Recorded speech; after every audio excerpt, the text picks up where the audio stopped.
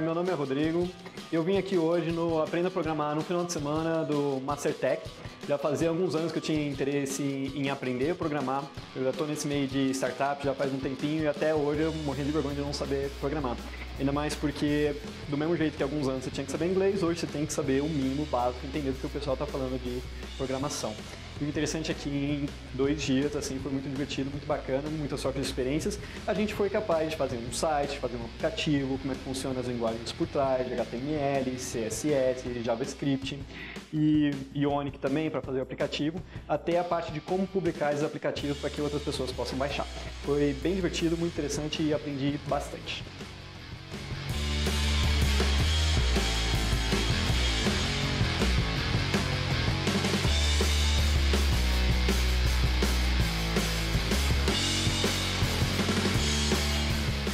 Meu nome é Luísa, eu sou trainee do Itaú Unibanco e eu escolhi fazer o curso porque eu já trabalhei um pouco do lado de programadores, eu nunca entendia muito essa linguagem.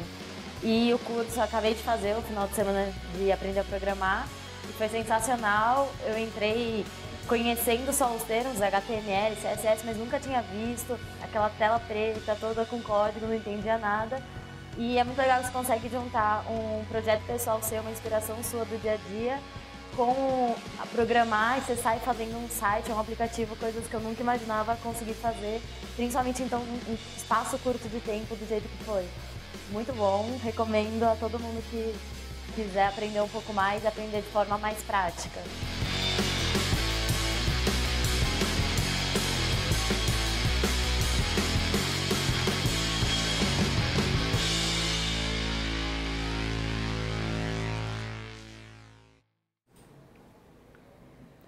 Oi, pessoal! Estamos aqui nesta terça-feira, 2 horas da tarde, para a primeira live do nosso especial do Outubro Rosa.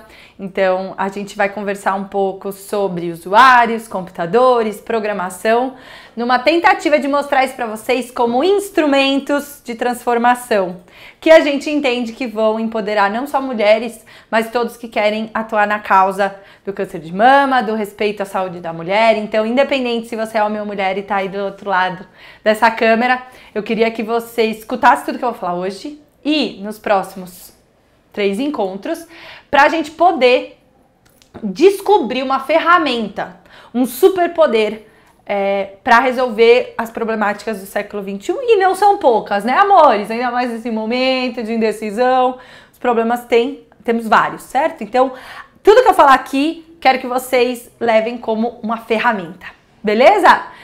Vou me apresentar rapidinho e depois a gente já entra no conteúdo da primeira live, tá? E eu espero que vocês fiquem nas 4 lives. Então, elas são uma sequência? São. Ai, Camila, morri, não consegui, e agora? Não sei. Calma. No final dessa live, a gente manda para vocês o link. E se você tá inscrito, você vai conseguir ver. Então, tenta aí essa semana, se você não conseguir ver ela inteirinha, terminar de ver, para acompanhar na próxima terça. Certo? Bom, eu sou a Camila Schutt, já faz alguns anos, pelo menos uns 8, que a gente advoga na causa de diversidade por tecnologia, mas mais do que isso, que a gente quer mostrar que tecnologia é um superpoder para todo e qualquer ser humano, independente de idade, independente de gênero, independente de background. A gente espera conseguir, com o Mastertech, levar essa mensagem para frente, tá? Eu estudei ciência da computação na graduação e no mestrado, agora no doutorado, né, porque a gente é maluca e não para de estudar, e a minha vida é tentar descobrir maneiras mais legais de ensinar vocês, ensinar a gente pessoalmente, ensinar grupos diversos o poder da tecnologia, certo? Então, quem não conhece o Mastertech, entra lá no site, descobre, tá? Tem um monte de coisa legal e vocês vão sentir um pouquinho do nosso estilo, tá? E eu queria começar com uma pergunta, eu não estou vendo a mão de vocês levantada, mas eu queria que você fechasse o olho aí 2 segundos e pensasse, eu sou de tecnologia? Tenta responder pra você essa pergunta. Cara, eu sou, porque eu trabalho com internet, eu trabalho com SEO, talvez não seja. Ai, não sou, sou muito de humanas. Ai, não sou porque eu sou chefe de cozinha. Ai, não sou de tecnologia, odeio, não quero. a gente acaba criando alguns estereótipos na nossa cabeça para se colocar rótulos. E eu queria que você pensasse aí, se você é de tecnologia, se você colocou esse rótulo para você. Respondeu? Queria dar um recado para vocês muito polêmico. A gente não pode mais se dar o luxo de falar que não é da tecnologia. Não dá mais. A gente vive 24 horas segurando esse negócio aqui que chama celular. Esse negócio aqui que chama celular tem um processamento maior do que o que levou o homem para a Lua a primeira vez. Então, você não pode mais se dar o luxo de sequer cogitar não ser de tecnologia. Deu para entender? Então, da próxima vez que alguém te perguntar, você é da tecnologia? Você vai falar sim, porque eu sou cidadão do século XXI. Qualquer cidadão do século XXI, os nossos usuários que a gente vai conversar hoje, tem que estar assistindo essa live simplesmente porque a gente não tem mais escolha. A gente vai ter que entender nosso usuário, a gente vai ter que entender o mundo digital, a gente vai ter que entender os porquês. E é assim que a gente começa a nossa live.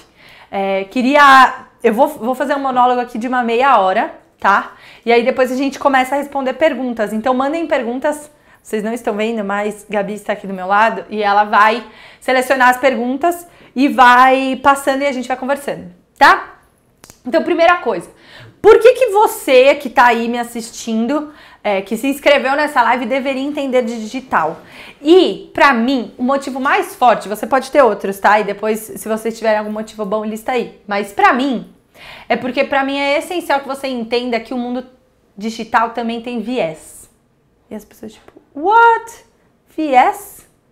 E daí? Viés, pessoal, é uma tendência. Quando a gente tá fazendo análise de alguma situação no mundo real, a gente põe os nossos vieses, certo? Eu, como uma menina, ponho um viés tal. Eu, como uma profissional de ciência da computação, ponho esse viés na minha leitura do mundo virtual, do mundo físico. Agora, a gente esquece que os vieses seguem existindo no mundo digital. Porque a gente não entende ele, porque a gente não conversa com os usuários, porque a gente não entende os porquês, tá? Então eu vou dar 2 exemplos, tem vários exemplos aqui, tá? Acabou ficando em inglês porque a referência é do The Guardian, mas ele fez uma matéria bem grande tentando mapear todos os vieses que hoje existem no mundo de tecnologia. E tem alguns muito, muito nervosos, assim, que cara, se eu não percebo que existe um viés, eu posso achar que a Siri, que o Now, que a Cortana do Windows não reconhece minha voz porque eu sou ruim, porque eu estou errado.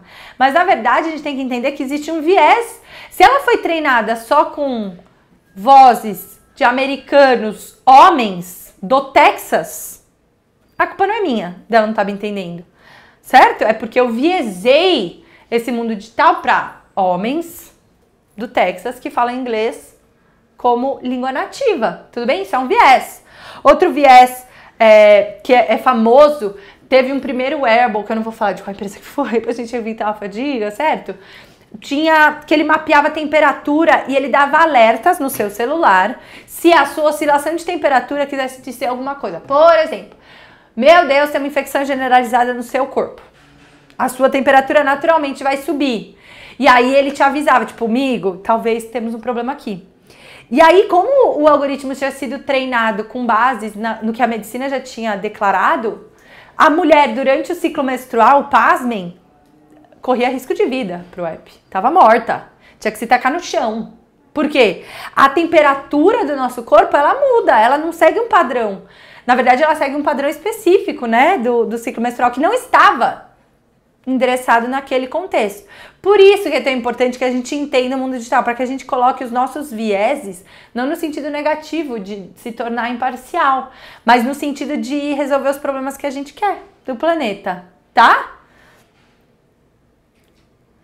E um recadinho, só porque eu acabei de voltar dessa conferência, essa conferência é muito mara, e esse foi o último slide da conferência, e eu pus exatamente igual estava lá para vocês. Essa é a presidente da Anita Borg Institute e ela organiza anualmente a Grace Hopper Conference, que eu falei para todo mundo porque eu acabei de voltar, então eu tô com ideia fixa nisso, que são 22 mil mulheres organizadas numa conferência de tecnologia. morta, certo? E o último slide era isso aqui. O status quo, que é o nosso padrão, não vai mudar se a gente ficar quieto. Não é ficando quieto que a gente resolve as coisas. É impondo a nossa voz, é fazendo se ouvir. E pra gente se fazer ouvir no mundo digital, eu tenho que entender ele. Eu tenho que entender os porquês, eu tenho que entender os comos e os o quês. Certo? Espero ter convencido vocês de estar aqui, certo? Mas, só pra ter certeza que eu convenci todo mundo, eu vou dar mais um motivo para as mulheres, que são um dos focos dessa transmissão, porque outra coisa que ela também falou é, pessoal, em 1900, olha essa manchete aqui, pasmem, a revista Cosmopolitan, que foi muito famosa por muitos anos, fechou há pouco tempo, inclusive aqui no Brasil, a Cosmopolitan era muito famosa, e ela colocou essa matéria de capa, pessoal, The Computer Girls. E a matéria falava assim, ai gente, se você quiser ganhar dinheiro, mulheres, vocês têm capacidade natural de programar um computador. Capacidade natural, como se fosse algo muito óbvio para as meninas. Olha que louco! E aí hoje, em pleno século XXI, a gente tem que escutar que, não sei não sei se você consegue. Então não duvidem dessa capacidade. Eu nem vou entrar no mérito se é natural, se não é, mas eu queria que vocês refletissem se isso não é uma construção da sociedade.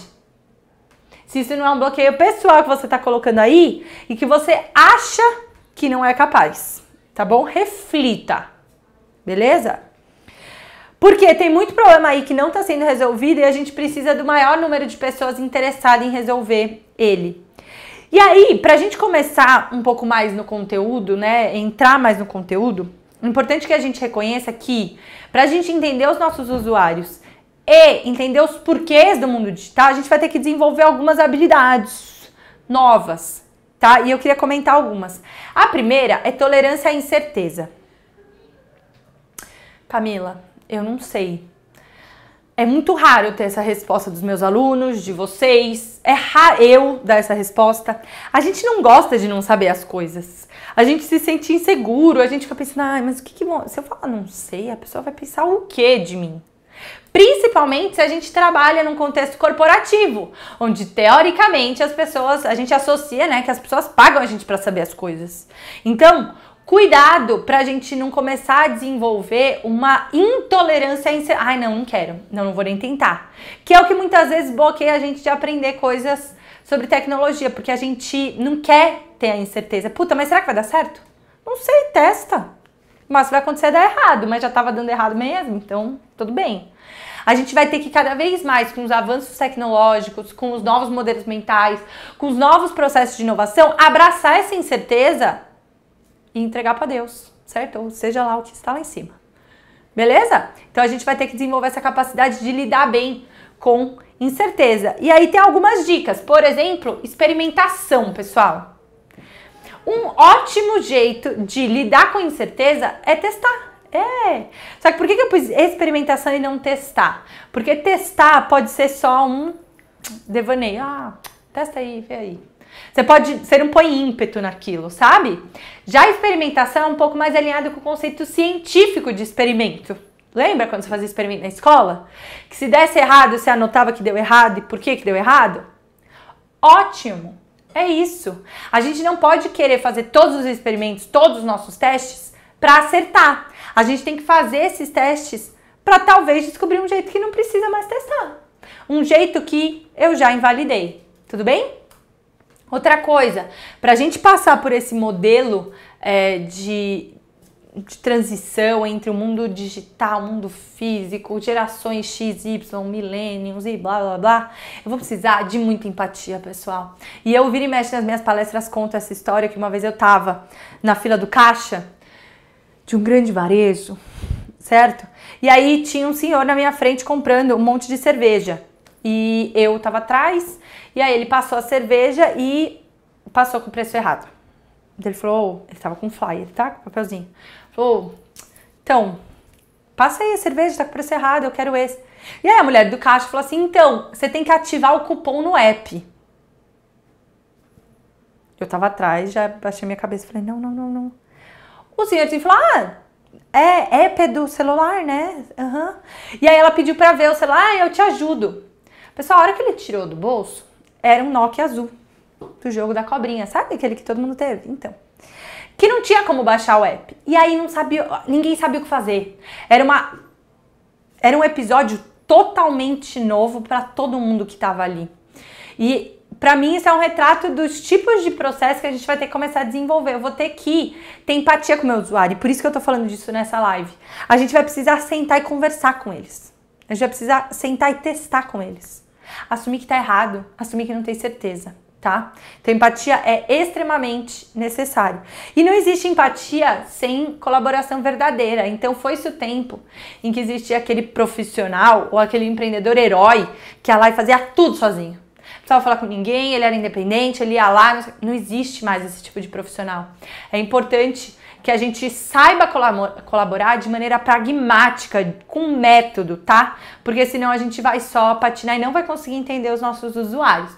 Com alguma frequência a gente conduz alguns processos de colaboração entre clientes, usuários, funcionários, e com alguma frequência rola briga. Por quê? Aquela empresa não estava preparada para ouvir o que o usuário estava falando.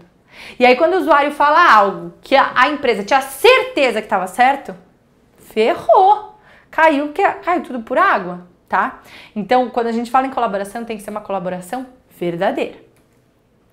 E por último, para puxar a sardinha, para vocês verem as próximas lives, a gente vai precisar entender como todo esse mundo digital é feito. Então, a gente vai ter que desenvolver o que a gente chama de pensamento computacional. Para a gente conseguir entender que existem passos computacionais, que eu consigo achar padrões nas coisas, e coisas que têm padrão podem ser automatizadas. Simples assim. Não tô pedindo para todo mundo virar programador. Eu não acho que depois dessas 4 lives vai estar todo mundo programando, vai estar todo mundo arrumando emprego, mandando currículo para empresa de tecnologia.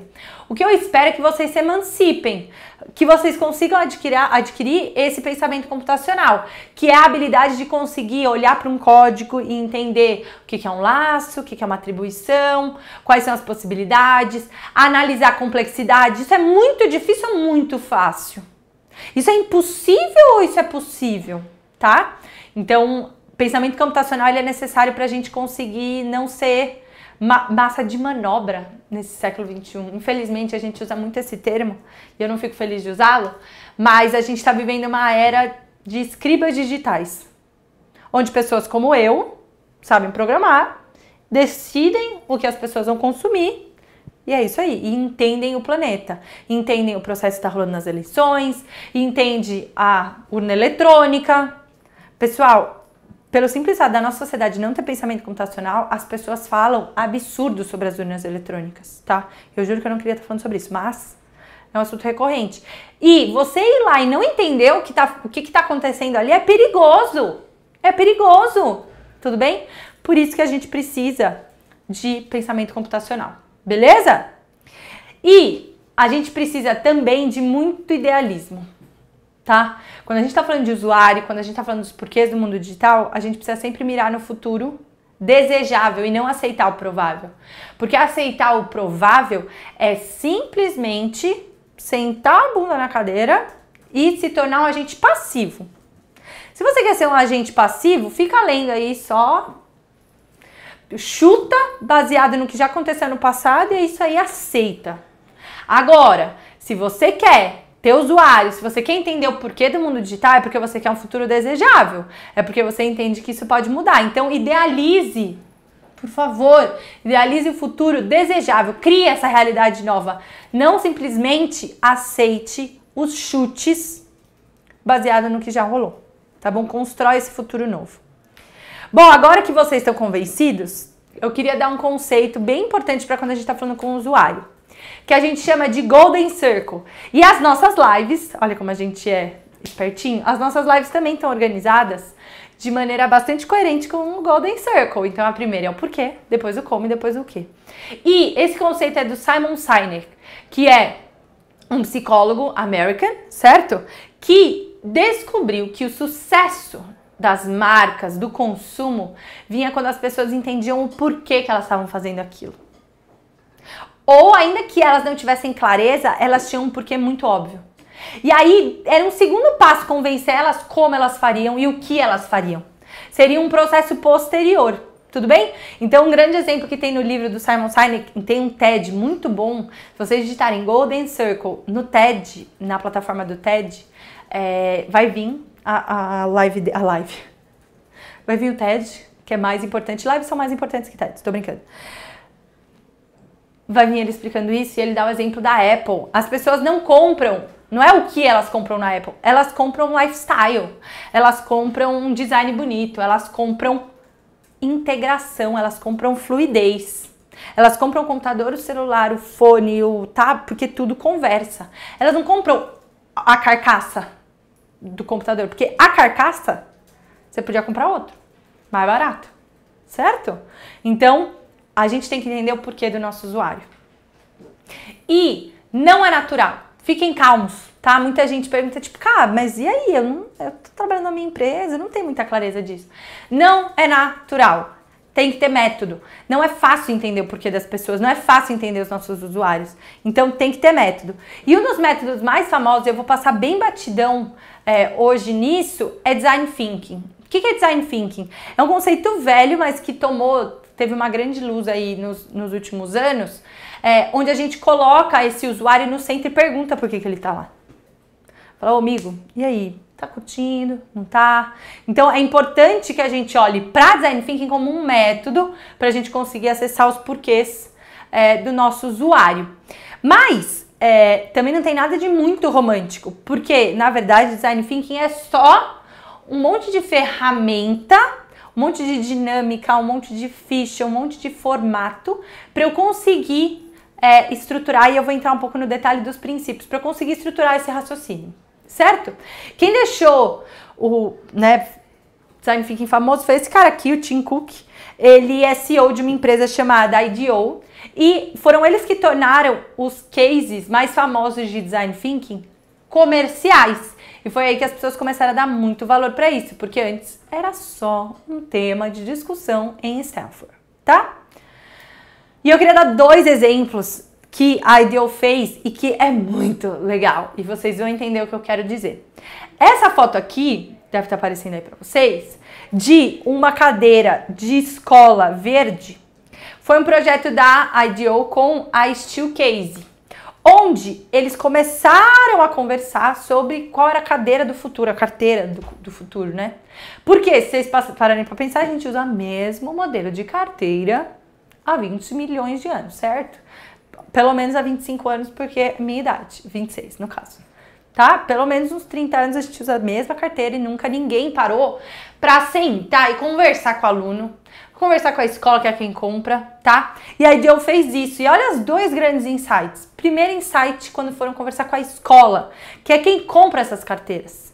O primeiro insight foi, ô escola, qual que é a coisa que mais te incomoda? E a escola falou assim, sabe o que me incomoda? Eu tenho que chutar quantos canhotos vão ter na turma. E eu tenho que alocar recurso e deixar recurso sobrando, porque eu sempre tenho que ter uma reserva.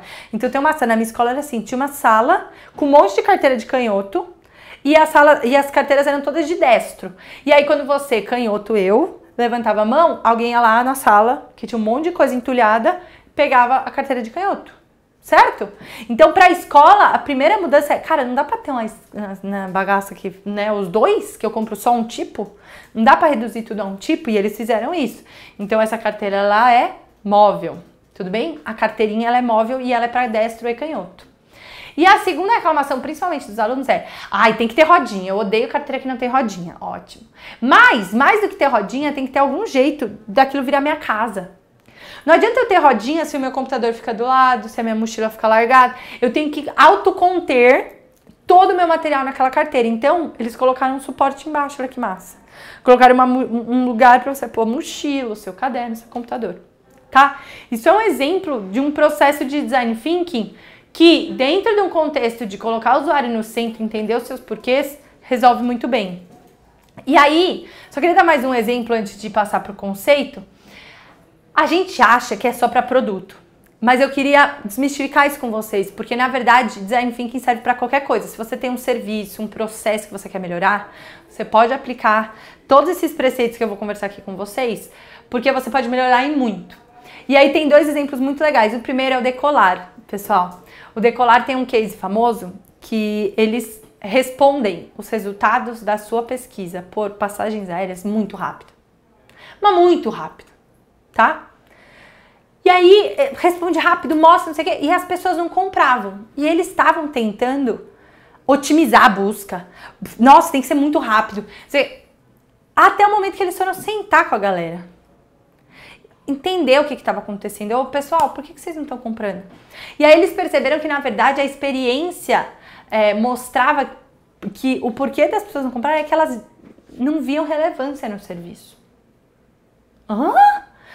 Então as pessoas usavam como um simples buscador e aí elas iam lá, entravam no site da empresa que tinha dado a menor taxa, ia lá e comprava no site da TAM, no site da companhia aérea. Sabe o que o Decolar fez? Aumentou o tempo de espera e passou a listar todos os sites que ele estava passando para demonstrar que existia um esforço, que ele estava sendo legal. A conversão aumentou drasticamente. Drasticamente. Só porque eles entenderam o porquê do usuário. E não necessariamente entenderam o porquê é deixar mais rápido, é deixar melhor. Não necessariamente, tá? E um outro exemplo bom de serviço, e é o último, é o Poupa Tempo de São Paulo. O Poupa Tempo de São Paulo foi pensado junto aos usuários e olha que louco, o Poupa Tempo em São Paulo, mesmo quem não é de São Paulo vai me entender, não mudou nada. Você continua tendo que ir lá para fazer sua carteira de motorista, passar em 1 milhão de... demora. Só que eles inverteram uma única percepção, que é, cara, por que você não gosta de serviços públicos? E aí as pessoas, tipo... Elas nem tinham a percepção de que era porque era lento e tal. Elas não gostavam de ficar sem saber onde tinha parado o processo delas. E aí o Poupa Tempo falou, tá bom, é só isso? É. E o Poupa Tempo trouxe pra frente todo o processo. Então, se você já foi no Poupa Tempo, o que acontece? Você vai lá e você vai passando o seu documento, o seu protocolo entre as estações, você tem que andar, você tem que avançar, você vê o trabalho sendo feito. Isso é culpa de Design Thinking, tá? E o ciclo de Design Thinking, ele é meio fixo, onde eu tenho um momento de empatia, um momento de definição, um momento de ideação, um momento de protótipo e um momento de teste. Já a gente vai pôr o slide aí para vocês verem as 5 etapas. Mas esse ciclo, ele é infinito. Eu sempre vou ter empatia, depois eu vou definir, depois eu vou idear, depois eu vou prototipar, depois eu vou testar. Tudo bem? Então, é assim que a gente segue, ainda que você não conheça ferramentas, olha os 2 primeiros passos. Empatia e definição. Normalmente, o que a gente faz? Vou sair desenhando aqui no negócio. Vou sair testando. Não, calma. Gaste um tempo criando empatia com o contexto que você vai trabalhar. Depois defina o seu problema. Depois começa a pensar em soluções. Aí, em vez de escolher, começa a prototipar várias e põe para testar. Tudo bem? Então, o Design Thinking foi o primeiro que trouxe esse ciclo infinito de melhoria. E tem 3 princípios essenciais. O primeiro é sempre, se eu tiver que tomar uma decisão, eu sempre vou prevalecer o usuário final. Sempre, sempre, sempre, sempre. 2, segundo princípio, times multidisciplinares. A gente espera que times de habilidades diferentes, de contextos diferentes, consigam trabalhar juntos nos mesmos projetos, porque Design Thinking defende que a diversidade faz a diferença, certo? E claramente isso é comprovado em pesquisa, que a gente consegue ganhar uma produtividade muito grande quando a gente tem times diversos, tá? E o último princípio, inovação infinita. E o que quer dizer isso? Eu sempre vou estar melhorando. Então, se eu parto do pressuposto que eu sempre posso melhorar alguma coisa, olha que top! Eu não preciso lançar perfeito, porque eu sempre vou poder melhorar e tá tudo bem.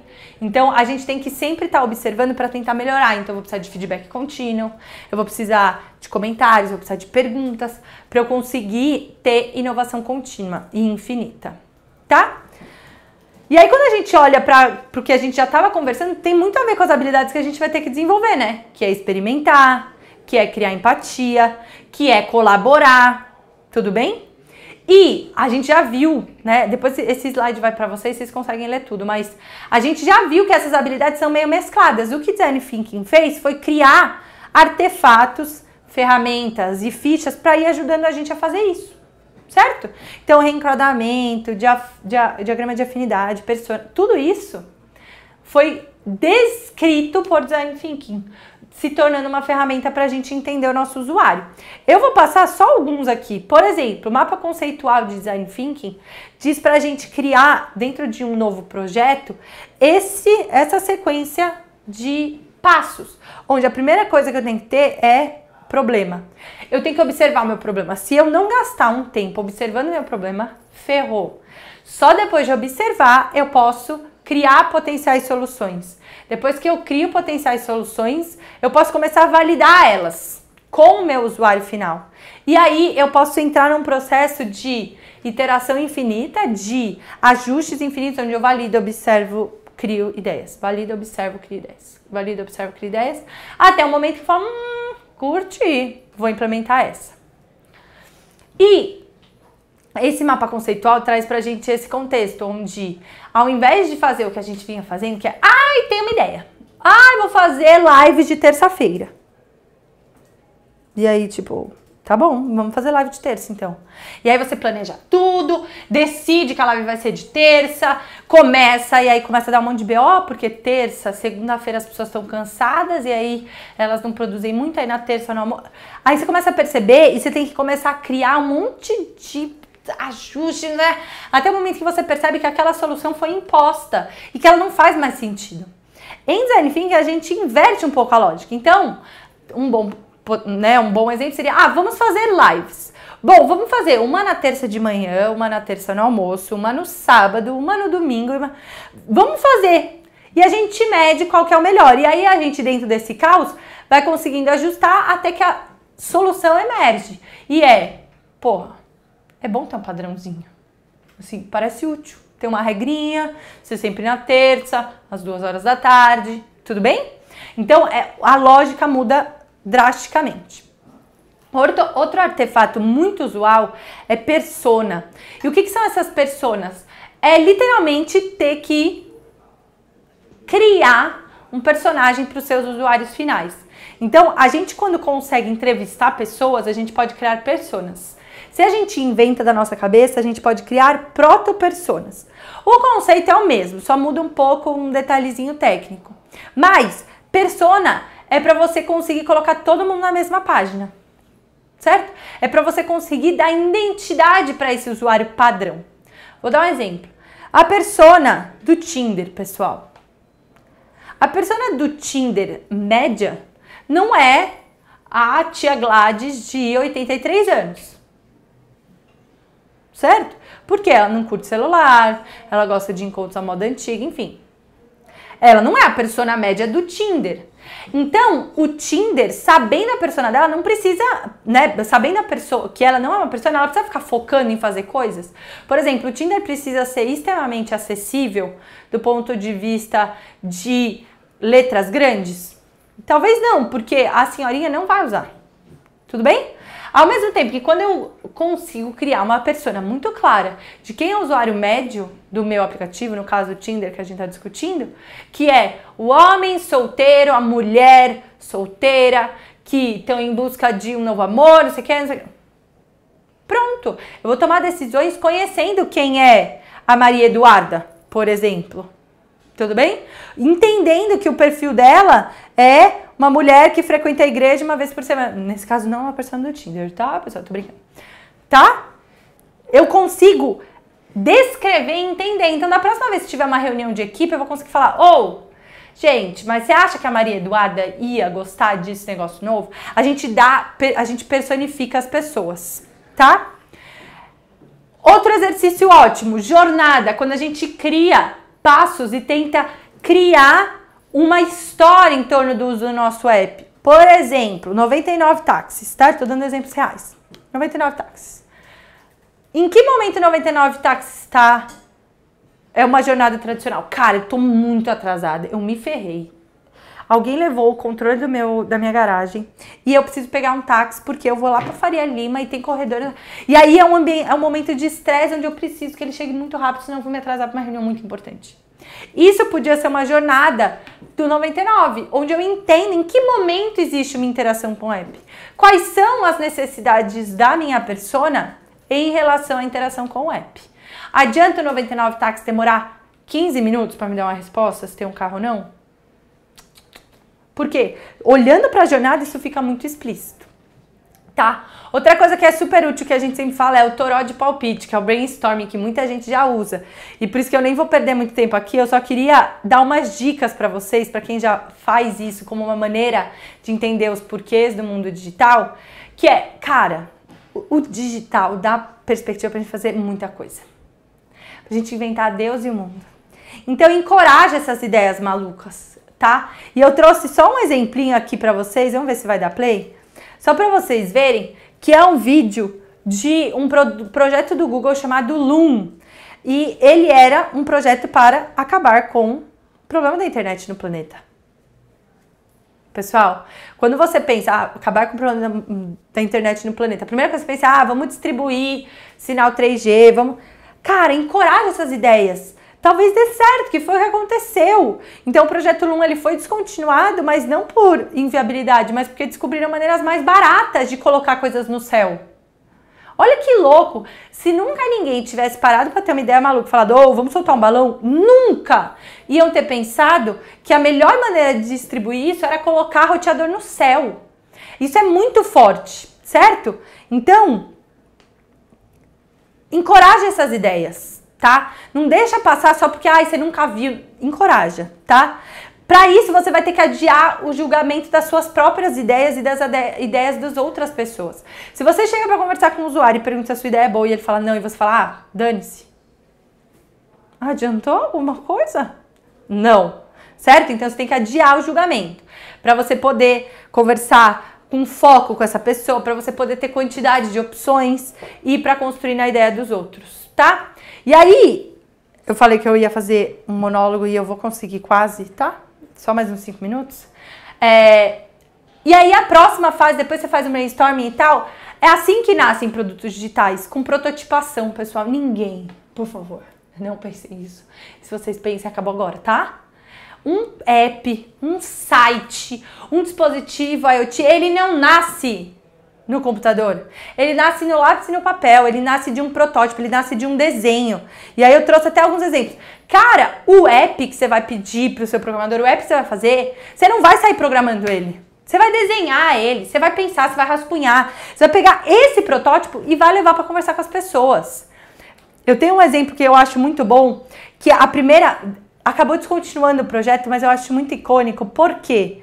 Gente, era o Google, tá? E o Google numa apresentação para milhões de pessoas ao vivo. O óculos da esquerda foi o primeiro protótipo do Google. Pessoal, é um óculos com uma placa, com microcontrolador amarrado com uma fita crepe. Por quê? Eles estavam testando, era um conceito e tá tudo bem. O Google tinha dinheiro para fazer 10 versões diferentes, torrar dinheiro. Mas é um método, a gente precisa ver se é factível, se não é, se as pessoas usariam, se não usariam. E aí o que aconteceu? Ele subiu no palco com essa bagaça aqui, com esse microcontrolador amarrado numa fita crepe no óculos, e as pessoas, eu vou poder tirar foto sem mexer a mão, sem tirar o celular do bolso, eu vou poder consultar a meteorologia sem... Eu vou poder ver o caminho do carro como se ele tinha... Meu Deus! Adorei. O que o Google faz? Começa a investir, até a última versão, ó. Esse óculos do lado é a última versão do Google Glass. Tudo bem? Que já melhorou, claramente, você pode até achar que tá feio, mas melhorou muito. Mas isso é um processo de entendimento do usuário, é um processo de entender o digital. E essa é a parte difícil, tá, pessoal? Essa live, por isso que ela é a primeira, porque tem uma mensagem muito forte aqui. Você tem que entender que a parte difícil de ter um app, de ter um negócio, é entender o seu usuário. É estar em constante reinvenção. Programar a primeira versão? Fácil, tá? Então, eu queria fazer, antes de abrir para as perguntas, eu queria fazer um chamado. Se você Vamos aproveitar outubro e tirar o projetinho do papel? Aproveitar que vai ter as lives, que dá pra motivar vocês? Se você sempre teve a ideia de fazer um app, sempre teve a ideia de fazer um site, uma plataforma web, um dispositivo, um produto, um e-commerce, seja o que for, pega essa semana e desenha, e põe no lápis e no papel. Pega uma folha em branco, põe uma caneta e desenha. Desenha, escreve o que você vai escrever. Define, e essa é a parte difícil. Define se vai ter um botão ou uma imagem. Se os botões vão ser imagens. Se vai ser uma galeria. Defina isso, por favor. Tá? E aproveita essa semana. E aí já vai pra rua, pessoal. Pega esse lápis e esse papel e mostra para as pessoas e conversa, porque você já vai mitigar um monte de risco que você tem envolvido em fazer um novo projeto, tá bom? Então aproveita essa semaninha, terça que vem a gente vai começar a aterrissar os comos, tá? E aí a gente vai dar um pouco mais de ferramenta e tal, mas se você já tiver conversado com o seu usuário e ido parado para pensar, isso vai ser muito importante. E aí eu vou dar um exemplo muito rapidinho. Muitos de vocês acompanharam pelo Instagram, pelo meu Instagram ou do Mastertech, a gente fez uma formação na penitenciária, pessoal, feminina, lá no Butantã. E aí, pra gente foi um super exercício de entender os nossos usuários. Pensa que a gente estava ensinando digital para pessoas que há muitos anos não viam digital, algumas, né? E num contexto sem internet. Qual que podia ser nosso primeiro ímpeto? Tentar planejar tudo, levar tudo pronto, quais eram os planos de aula e não sei o que e tal. Só que quando a gente adota uma postura de entender o nosso usuário, de perguntar por quê, a gente começa a tomar decisões mais acertadas. Então, a gente chegou lá e a nossa preocupação era fazer os computadores funcionarem. Mas no fundo, o que elas estavam querendo buscar ali era uma opção de emprego, elas não queriam fazer o próprio negócio. Elas queriam só descobrir um superpoder, uma super habilidade que elas conseguissem arrumar um emprego depois. Então não adiantava eu ficar falando de empreendedorismo. Abram sua empresa, perguntem por quê para o seu usuário e tal. Era muito melhor que elas aprendessem a programar, a de fato fazer código, porque não iam ser os negócios delas, iam ser os negócios de outras pessoas que iam pagar para elas fazerem aquilo. Deu para entender? A gente às vezes acha que entende, e aí tem só uma outra lição, que essa é bem mais pessoal, mas que eu queria contar, que é às vezes a gente fica criando hipóteses em vez de ir lá e conversar. Quando a gente veio com a ideia, a primeira coisa que eu tinha muito medo é, cara, elas não vão querer ter aula. Vão ter 10 alunas na turma. Tipo, ninguém vai querer estudar programação com uma menina nada a ver que vai colar lá. Tipo, elas não vão querer, elas não vão se interessar.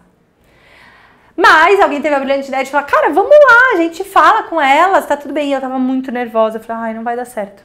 Resumo da ópera, pessoal. Tinham 30 pessoas, tinha gente querendo falar pros outros. Mulheres trazendo os filhos para as outras formações, porque elas estavam um pouco se importando com o que era, e sim, elas queriam uma chance de mudar de vida, elas queriam aprender alguma coisa nova que pudesse colocá-las no mercado de trabalho. Então, muito mais importante do que ter clareza da sua solução, é você estar aberto a conversar com seus usuários, tá bom? Então, recado dado, eu queria passar para as perguntas antes da gente falar das próximas lives. Gabi, perguntas. Natália Silva. Sempre penso que se fosse mais nova, hoje tenho 36 anos, mudaria minha carreira para a área de tecnologia. Está tarde para começar? Quais os principais desafios que você vê para as mulheres adentrarem no mundo da tecnologia? Show! A Nath perguntou, cara, eu tenho 36 anos, ferrou. Ai, vou contar uma história, que é a primeira vez que eu conto uma história, porque eu conheci ela semana passada em Porto Alegre. Pessoal, depois vocês dão um Google, é que eu não tá aqui na apresentação. Anilhas Pássaros. Escuta essa história. Uma senhora com 75 anos, bióloga, tinha um berçário de pássaros. Ela fazia, né, trabalho com pássaros. E aí, essa senhora falou assim, cara, eu acho que tem alguma coisa de digital aqui. Com 75 anos, Natália, e você tem 36. Chegou lá e foi começar a estudar tecnologia, NFC, começou a perceber que dava. Resumo da ópera. Ela foi lá e fez uma anilha digital que ganhou prêmio no mundo inteiro, pessoal. Ela começou com 75 anos, tá? Então eu acho que não tem um limite de idade cognitivo, não existe isso. Existe você ter um propósito claro. Então, Nath, se você tem uma vontade muito clara de fazer um projeto, de perseguir essa carreira, se você curte, não tem idade, tá? A gente viu, eu posso contar aqui algumas histórias, principalmente do Mastertech. Cara, a gente recebeu gente de tudo que é idade. O Wagner, por exemplo, para não falar que eu tô dando só exemplos extremos. Wagnão, tinha 30 e poucos anos, certo? Era geofísico, estudava na USP, tava tudo bem, mas não tava. Foi lá, fez o curso, hoje trabalha na Accenture como programador. E programador, ó, importante do rolê.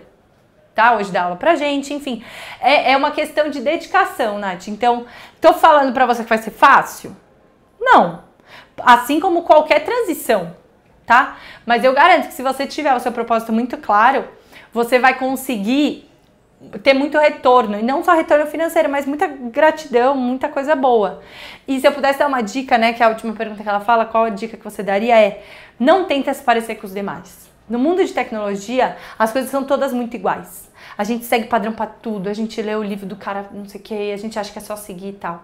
Se você abraçar a sua diversidade, abraçar as suas peculiaridades, eu tenho certeza que você vai se dar muito bem. Porque você vai ter uma grande aliada e vai fazer uma super diferença no mercado. Tá? Nath, espero ter respondido e espero tê-lo em pouco tempo como colega de área, certo?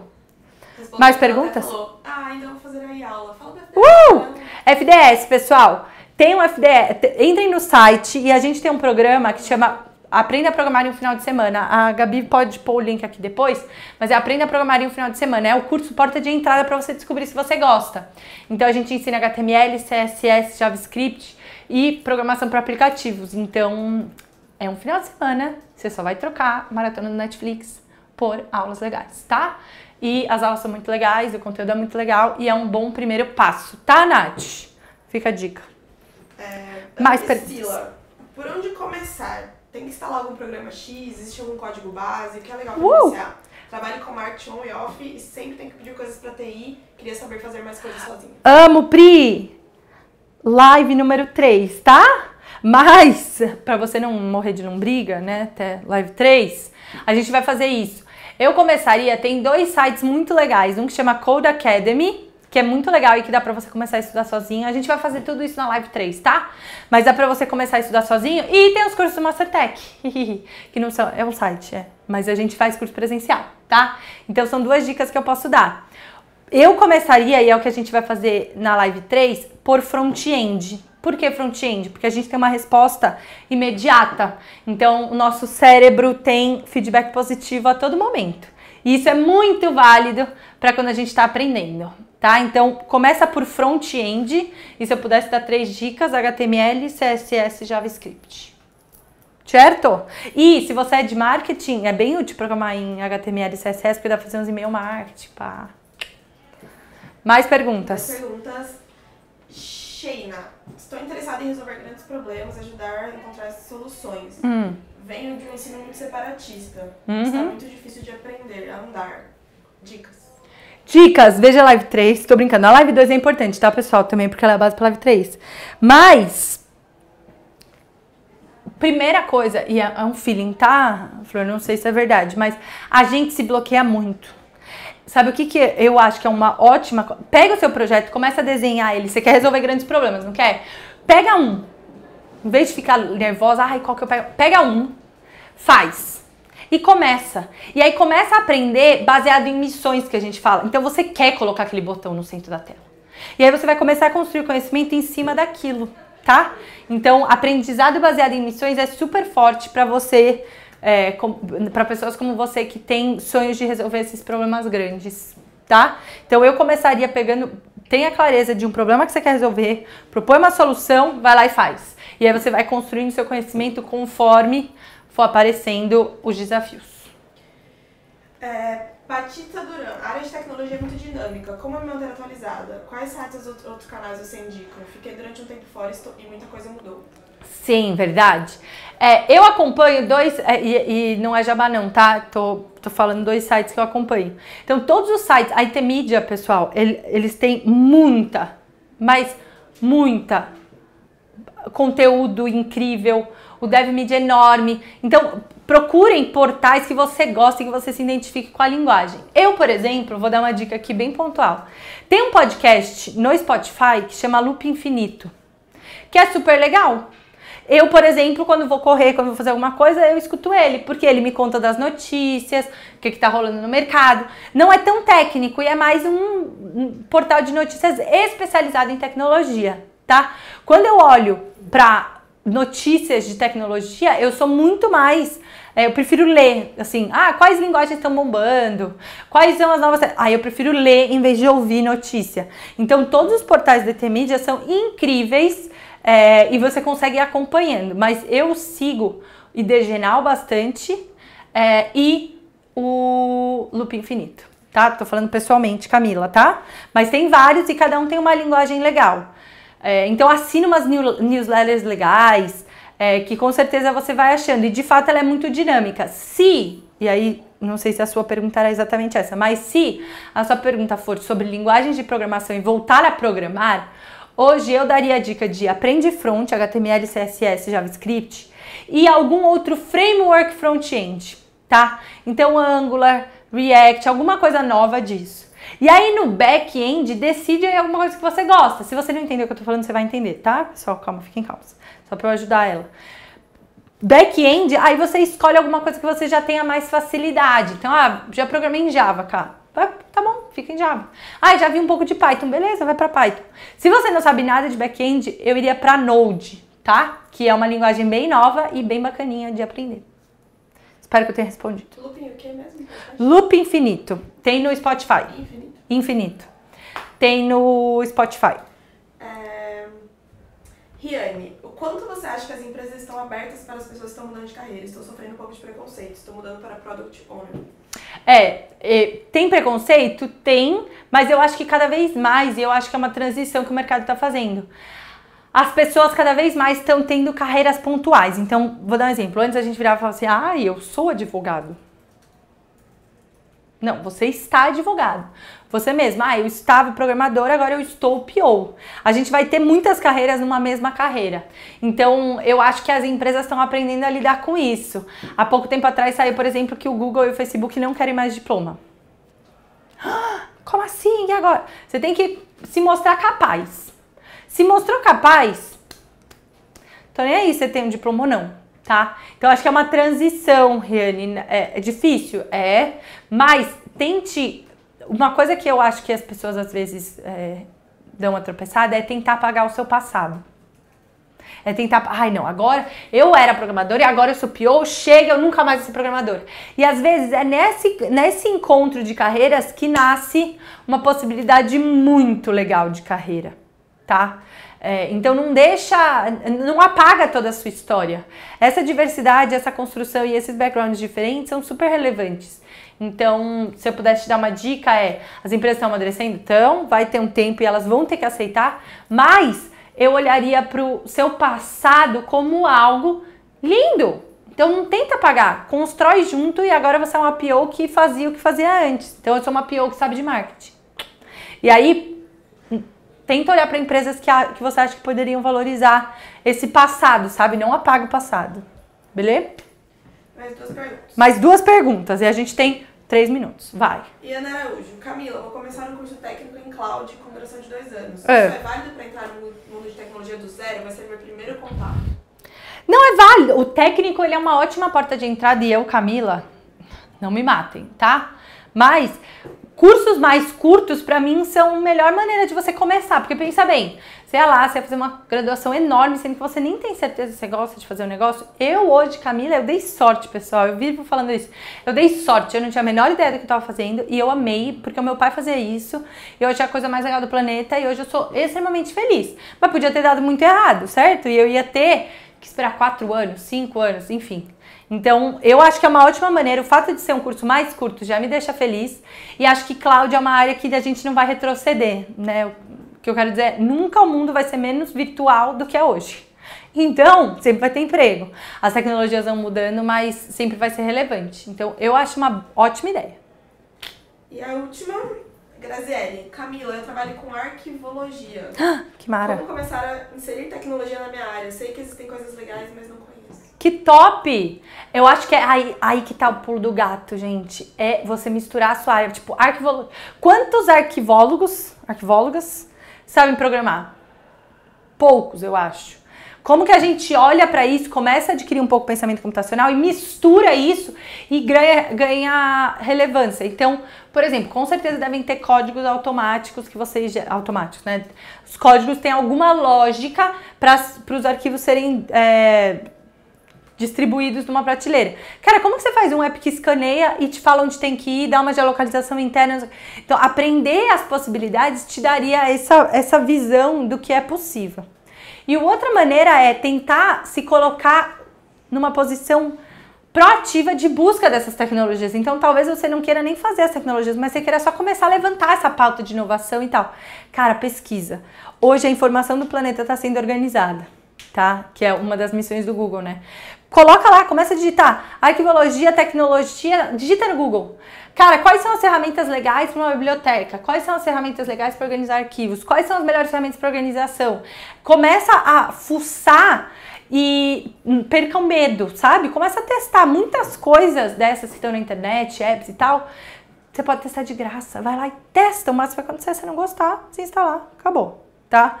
Então, eu testaria e abraça a causa, porque pra mim é nesse conflito, né, um conflito positivo de duas carreiras totalmente diferentes, que nascem inovações incríveis, tá? Então, tem mais pergunta?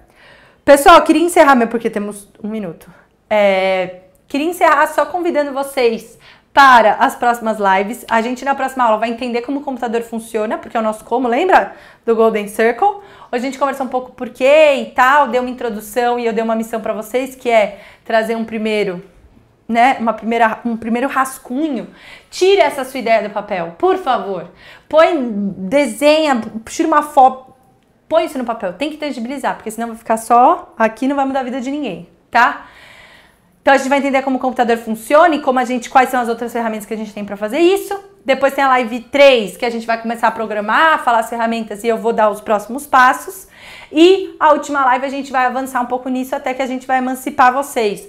Então vou falar um pouco de repositórios de código, um pouco de sites que ajudam você a treinar, um pouco mais de como que você segue para construir o seu projeto. Enfim, a gente vai falar um pouco de emancipação para vocês poderem alçar voo da nossa sequência de lives do Outubro Rosa. Certo? Que as pessoas estão falando que você é uma anja, que você tá com uma auréola atrás aqui. Ai, gente, olha, vamos tirar um print aqui, ó, pra cá, né? A minha voz, o meu coração. Tô brincando. Eu sou uma anja, pessoal. Tá, espero que eu tenha levado a palavra então para vocês de calma, de transparência para esse mundo digital. E tô encerrando aqui a nossa live, primeira live do Outubro Rosa. Continuem conversando com a gente, vocês vão receber um e-mail. Qualquer dúvida que vocês tiverem lá, respondam nesse e-mail que a gente consegue pegar. Então, vocês vão guardar, né, tanto os slides quanto o vídeo e vocês podem rever. Qualquer dúvida, responde lá que a gente responde vocês. Beleza? E é assim que encerramos a nossa live de porquê e como que a gente entende os nossos usuários e o mundo digital. Obrigada, pessoal. Boa terça, boa semana. Até semana que vem.